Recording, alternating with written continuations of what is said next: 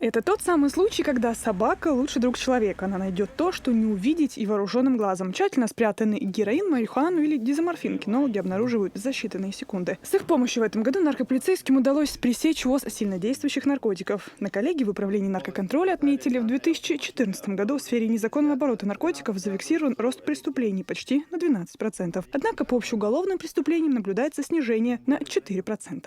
От общего числа выявленных наркопреступлений на территории Чеченской Республики на долю выявленных сотрудниками наркоконтроля по тяжким и особо тяжким преступлениям приходится более 61%, по преступлениям, связанных со сбытом наркотиков, более 78%, по преступлениям легализации отмывания денежных средств, наркопритоны, преступления, связанные с контрабандой наркотиков, преступления, совершенные в составе групп лиц по предварительному сговору, ОПГ, все 100% приходятся на долю сотрудников управления. Положительные тенденции в борьбе с незаконным оборотом наркотиков сегодня прослеживаются вполне отчетливо. Так, например, практически полностью искоренена дизоморфиновая наркомания. Ее расцвет пришелся на 2009-2012 годы. За этот период этого пика у нас по линии наркоконтроля было 342 уголовных дела и привлечено к ответственности 494 человека с ликвидацией 52 притонов, которые на тот период находились на территории Чеченской Республики,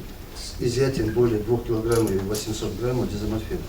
Сегодня мы можем констатировать, что в 2014 году изъято всего лишь 5,2 грамма дизоморфина по 9 фактам. Наркополиция сегодня не только борется с преступностью, но и проводит профилактику. Так, в прошлом году ФСКН организовала 437 различных встреч и семинаров. Что-нибудь запрещенное есть? Нет. А вы же сказали, что у вас ничего нет.